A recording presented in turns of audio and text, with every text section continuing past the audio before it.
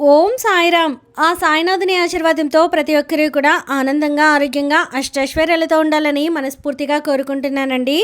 అనంతకోటి బ్రహ్మాండ నాయక రాజాదిరాజా యోగిరాజా పరబ్రహ్మ శ్రీ సచ్చిదానంద సద్గురు సాయినాథ్ మహారాజుకి జై. ఈరోజు బాబాగారు మన కోసం అందించిన సందేశం ఏంటి అంటే, తల్లి నువ్వు ఈ సందేశం విన్నా 1 గంట తర్వాత నువ్వు కోరుకున్న వారు నీ సొంతం అవుతారమ్మా. కొట్టి పారేయకుండా వెంటనే వినమ్మా అని బాబాగారు అయితే అంటున్నారండి. మరి బాబాగారు అందించిన సందేశం గురించి పూర్తిగా తెలుసుకోవాలి అంటే వీడియోని చివరి వరకు స్కిప్ చేయకుండా చూడండి. ఫస్ట్ టైం మన ఛానల్ని చూస్తున్న వాళ్ళైతే సబ్స్క్రైబ్ చేసుకుని పక్కనే ఉన్న బెల్ ఐకాన్ని క్లిక్ చేయడం అసలు మర్చిపోదండి. ఇక బాబాగారు అందించిన సందేశం గురించి చూస్తే, అమ్మా నీ జీవితంలో ఎప్పుడూ కూడా గుర్తుంచుకోవాల్సినటువంటి ఒక మాట ఇది. చూడు తల్లి, నీ యొక్క జీవిత భాగస్వామి అంటే భార్య లేదంటే భర్త ఎవరో ఒకరు సరిగ్గా లేరని, నిన్ను బాగా చూసుకోవట్లేదని బాధపడుతున్నావా తల్లి? అసలు బాధపడొద్దమ్మా. నీకు నీ తండ్రి ఉన్నాడు కదా, నీ తండ్రి యొక్క నామస్మరణం చేసుకుంటే చాలు, అంతా కూడా నేను నీ యొక్క సమస్యలన్నీ కూడా తొలగిస్తానమ్మా. ప్రతి నిత్యం కూడా నీ సాయినామాన్ని స్మరిస్తూ ఉండు. నువ్వు ఏం చేయాలన్నా సరే ఆలోచించి చెయ్యి. ఎలాంటిది నువ్వు తెలియని పరిస్థితిలో ఉన్నా సరే, తోచని స్థితిలో ఉన్నా సరే, ఆపదలో అయినా సరే నీ సాయి తండ్రి నామాన్ని స్మరిస్తూ ఉండు తల్లి. ఈ సాయి నామమును స్మరిస్తూ ఉండగానే నీ బాధలన్నీ కూడా దూరమవుతాయి. అంటే బాబా నామంలో ఏముందని అడుగుతున్నావు కదా. చూడు తల్లి, నువ్వు 1 గంట నా నామాన్ని స్మరిస్తే ఏమవుతుందో తెలుసా? ఒకరోజు నువ్వు మౌనవ్రతం చేసినంత పుణ్యం 1 గంటలోనే నీ తండ్రికి నువ్వు దగ్గరవుతావు. నువ్వు నాకు పూజ చేసినంత ఫలితం కూడా దక్కుతుందమ్మా. నీ యొక్క సమస్యలు ఎటువంటి మొండి సమస్యలు ఉన్నా సరే అన్నీ కూడా తొలగించేస్తాను. 1 గంటలోనే నాకు మరింత ప్రియమైన బిడ్డగా మారిపోతావు. నీ తండ్రికి దగ్గర అవుతావమ్మా. 1 గంటలోనే నా ఆశీర్వాదం అంతా కూడా పొందుతావు. నువ్వు కోరుకున్న కోరిక ఎలాంటిదైనా సరే నా పాదాల దగ్గర శరణాగతి పొందినంత ఫలితం ఉంటుంది. గంటలో నువ్వు బాధ్యత గల బిడ్డగా మారిపోతావు. అదే గంటలో నీ జీవితానికి సంబంధించినటువంటి తీరని కోరిక ఎలాంటిది ఉన్నా సరే, అంటే భార్యాభర్తల సైక్యత లేకపోయినా సరే, పిల్లలు నీ మాట వినకపోయినా సరే, లేదంటే ఉద్యోగం లేకపోయినా సరే, డబ్బు సమస్య ఉన్నా సరే, ఎటువంటి కోరిక అయినా సరే నా నామస్మరణంతో నా యొక్క ఆశీర్వాదాన్ని పొందుబిడ్డ. నీ యొక్క ఎటువంటి గడ్డి పరిస్థితుల్లో అయినా సరే తొలగించేసి నీకు సంతోషాన్ని ఇస్తాను. ఇక నేను ఉన్నాను అమ్మా, నీకు అండగా ఉంటాను. నీ తండ్రి దర్శన భాగ్యాన్ని నువ్వు దర్శించగలవు తల్లి. నువ్వు ఎప్పుడూ కూడా 1 గంట నా నామస్మరణ చేయడం వల్ల నీ యొక్క పాపాలన్నీ తొలగిపోతాయి. నీ సాయి నామస్మరణ చేసినంత ఫలితం నీకు తప్పకుండా వస్తుంది. నీకు 1 గంటలో నేను రుణపడేలా అవుతుంది. నువ్వు నా శరణాగతి పొందినట్టుగా అవుతుంది. నా షిరిడికి వచ్చినంత పుణ్య ఫలితం కూడా లభిస్తుంది తల్లి. నువ్వు కోరుకున్న కోరిక ఎటువంటిదైనా సరే పూర్తిగా, అంటే నీ యొక్క శత్రువులు ఎవరైనా సరే నీ కాళ్ళ దగ్గరకు రావడానికి, నువ్వు మనశ్శాంతిగా జీవించడానికి, నీ కుటుంబంతో నువ్వు ఎంతో ఆనందంగా గడపడానికి ఉన్నటువంటి ఒకే ఒక్క మార్గం నీ సాయి నామస్మరణ తల్లి. నీ బాబా చెప్పినట్టు ప్రతిరోజు కూడా 1 గంట నా కోసం కేటాయించు. నీ పూర్తి జీవితాన్ని నేను బాధ్యతగా స్వీకరిస్తాను తల్లి. అర్థమవుతుందా? ఇప్పుడు నా నామజపం, నా మహిమ తెలుసుకున్నావు కదా తల్లి. ఇన్ని చేస్తున్నా నేను నీ కష్టాలు తెచ్చుకున్నాను అంటే నీ కష్టాలు తీర్చకుండా ఉంటానా చెప్పు తల్లి. నీ యొక్క ప్రతి కోరిక తీరుస్తాను. నీ యొక్క అన్ని సమస్యలు కూడా, అంటే నా నామాన్ని జపించు. ఎంతో పుణ్యం ఉంటేనే నా నామాన్ని చెప్పుకుంటావు తల్లి. నువ్వు నా బిడ్డవు కాబట్టి నన్ను పూజిస్తున్నావు అమ్మా. నా నామాన్ని జపించగలుగుతున్నావు. ప్రతి నిత్యం కూడా నా నామాన్ని స్మరిస్తూ ఉండు. నీ సాయి నామం అంతా కూడా, అంటే నువ్వు నా గమ్యాన్ని చేరుకోగల బిడ్డవు కాబట్టి ఇప్పటి నుంచి నమ్మకంతో సాయి నామాన్ని జపిస్తూ ఉండు. నీకు మంచి జరుగుతుంది తల్లి. నిన్ను కోరుకున్న వారు నిన్ను వెతుక్కుంటూ వస్తారు. ధైర్యంగా ఉండమ్మా.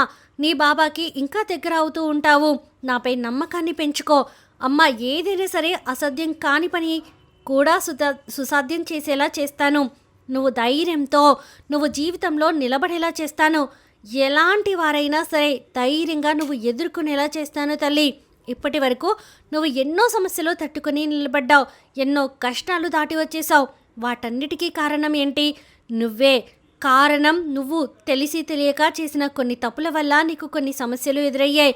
కొందరు నీ మీద పగతో నీకు కొన్ని ఇబ్బందులు చేర్చారు. వాటి వల్ల నీకు ఎన్నో సమస్యలు వచ్చాయి తల్లి. ఇక ముఖ్యంగా నీ కోపమే నీ యొక్క శత్రువు అని తెలుసుకో. అది ఒక్కటి తగ్గించుకో తల్లి. అలా తగ్గించుకుంటే నువ్వు కోరుకున్న వారు, నువ్వు ప్రియమైన వారు ఎప్పుడూ కూడా నీతోనే ఉంటారు. ఇక అది కొద్ది రోజులే కదా, ఎందుకమ్మా ఈ కోపం, అసూయ? నువ్వు సంతోషంగా ఉండడానికి ప్రయత్నించు. అనవసరమైన వాటి గురించి ఆలోచించుకొని నీ కోరికలన్నీ ఒక్కొక్కటిగా నీ బాబా నిర్వర్తిస్తారు కదా. ఏవి కూడా ఆలోచించుకొని నీ బాధ అంటే నీ మనసు అనేది బాధ పెట్టుకోవద్దు. ఒక అదృష్టవంతమైన దారిని నీకు ఏర్పాటు చేస్తాను తల్లి. ఎప్పుడైనా సరే నీకు ఎవరూ గౌరవం ఇవ్వలేదని దిగులు పడకు. కొన్ని సంఘటనలు చూసి సంతోషాన్ని పోగొట్టుకోకు. అన్నీ మారుతాయి తల్లి. ఇప్పుడున్న కాలం ఏది కూడా నిరంతరం కాదు. ఇప్పుడున్న స్థితి ఖచ్చితంగా మారుతుంది. నువ్వు ఖచ్చితంగా మంచి స్థాయికి వెళ్తావు. ఎందువలన అంటే నువ్వు ఇప్పుడు ఇబ్బందులు అనుభవిస్తున్నావు అంటే రాబోయేది సంతోషమే కదా. ఒకవేళ నువ్వు సంతోషంగా అంటే ఉంటే రాబోయేది కష్టమని బాధపడకు. రాబోయే సంతోషాన్ని ఎలా నిలబెట్టుకోవాలి అనేది నువ్వు ఆలోచించుకోవాలి. కాబట్టి నీ సాయినాథుడు చెప్పింది ఏంటంటే తల్లి, నీకు అన్నీ అంటే నువ్వు కోరుకున్న వారిని నీ చుట్టుపక్కల అనుకూలంగా మార్చుకోవాలంటే నువ్వు మొదటిగా అనుకూలంగా ఆలోచించాలి అమ్మా. అప్పుడే నీకు అన్నీ కూడా అనుకూలంగా మారుతాయి. నీ యొక్క లక్ష్యం ఖచ్చితంగా నువ్వు చేరుతావు. లక్ష్యాన్ని చేరలేకపోతే అంటే చేరుకోలేకపోతే ప్రయత్నాన్ని ఆపవద్దు. అలా ఆపేస్తే అర్థం లేకుండా పోతుంది కదా. ప్రయత్నం ఆగిపోయిందని, నీ కోరిక తీరలేదని, లక్ష్యం చేరలేదన్నప్పుడు నీకు కన్నీరు అనేది వద్దు. ధైర్యంగా ఉండమ్మా తల్లి. ప్రేమగా ధైర్యాన్ని ఇచ్చే కొన్ని మాటలు చెప్పడం కొన్ని భయంకరమైన సంఘటనల నుంచి బయటపడచ్చు. అది మాటలే కావచ్చు, కానీ కొండంత ధైర్యం. బలహీనత అనేది ఎలా వస్తుందో తెలుసా? నువ్వు చూపించే బలహీనత వల్ల నీ బలహీనతను ఎప్పుడూ కూడా నువ్వు చూపించవద్దు. నువ్వు ఎంత కష్టపడ్డా సరే, ఎవరికి అంటే ఎంత ఇష్టపడినా సరే, నీలో బలహీనత అనేది అస్సలు చూపించవద్దు. కాలం వచ్చినప్పుడు వారే శత్రువులుగా మారుతారు. కాబట్టి జాగ్రత్త తల్లి. దిగజారిపోయి అంచెలంచెలుగా కృంగిపోకూడదు. అలాంటి సమయంలోనే నువ్వు మంచి ఎత్తుకు ఎదగడానికి ధైర్యాన్ని నింపుకోవాలి. కొన్ని సందర్భాల్ని చూసి భయపడద్దు. జరిగే వాటిని తలుచుకోవద్దు. అంటే తలవంచెద్దమ్మా, భయం వద్దు. ఏదైనా సరే చూసుకుందాం అనుకుంటే కష్టాలు వస్తాయని ఊహించుకోవద్దమ్మా. సూర్యుడు వస్తే వెలుగు వస్తుంది. ఆ విషయం నీకు తెలుసు కదా. అలాగే నీ బాబా వెంటే అంటే నీ కష్టపడేది ఎందుకు వస్తుంది చెప్పు? నీ వెంటే ఉంటే కష్టం అనేది నీకు ఎందుకు ఉంటుంది చెప్పు? నీ యొక్క కష్టాన్ని తీర్చేందుకు, నీ యొక్క అభిష్టాలని కూడా, కోరికలన్నీ కూడా తీర్చేందుకు నీ బాబా ఉన్నాను కదమ్మా. అతి త్వరలోనే నీకు అదృష్టం కల్పిస్తాను. ఏదైనా సరే తృప్తిగా చేసి అందులో నీకు సంతోషం నిలిచి ఉంటుంది తల్లి. నీ జీవితాన్ని నువ్వు అర్థం చేసుకో. ఎవరిని కూడా దూరం చేసుకోవద్దు. ఒకరిని అర్థం చేసుకునేందుకు ప్రయత్నించు. ఎవరేమన్నా సరే నువ్వు నీలానే ఉండు. నీ బాబా నీడగా నీకు పక్కా బలంగా ఉన్నాను కదా. నీకు కోరుకున్న అవకాశాలు అందిస్తాను. మంచి సమయాన్ని నీకు చేకూరుస్తాను. కాబట్టి ఓటమిని చూసి భయపడవద్దు. చిన్న చిన్న తగాదాలు వస్తే వాటిని చూసి కృంగిపోవద్దు. వాటిని దాటుకొని నీ లక్ష్యాన్ని చేరుకుంటావు. తగాదాలు అవన్నీ కూడా నీకు ఎందుకు వస్తాయని ఆలోచించు. ఆ గొడవలను నువ్వు కొన్ని అడ్డంకులను, కష్టమైనటువంటి పరిస్థితులు, వాటన్నిటిని కూడా దాటు. నీ ప్రశాంతతను పోగొట్టే ఏ విషయం కూడా నువ్వు చేయొద్దమ్మా. ఇలాంటి విషయాలైనా సరే నువ్వు దూరం చేసుకో. ఇప్పటి వరకు నీ దురదృష్టాన్ని చూసి అలసిపోయావు కదా. ఇక్కడే నీకు అదృష్టం కలిసి వస్తుంది. దేనికి కూడా భయం పడవద్దు. నీ వెంటే నీ బాబా ఉన్నానని నీ మనసులో కోరిక తీరుతుంది తల్లి. కొద్దిగా ఓపికగా ఉండు. నువ్వు కోరుకున్న జీవితం నువ్వు జీవించేందుకు నేను ఏర్పాటు చేస్తాను కదా. ఆలస్యం అవుతుందని కంగారు పడిపోవద్దు. ఆలస్యమైనా సరే నీకు అద్భుతమైన ఆనందం కలిగించే బాధ్యత నాది. జీవితాన్ని, ఒక మంచి జీవితాన్ని, నువ్వు కోరుకున్న వారితో జీవితాన్ని అందించే బాధ్యత నాది తల్లి. ధైర్యంగా ఉండు అని చెప్పి బాబాగారు అయితే అంటున్నారండి. ఈ వీడియో మీకు నచ్చితే ప్లీజ్ లైక్ చేయండి. మరికొంతమంది సాయి భక్తులకు వీడియోని షేర్ చేయండి.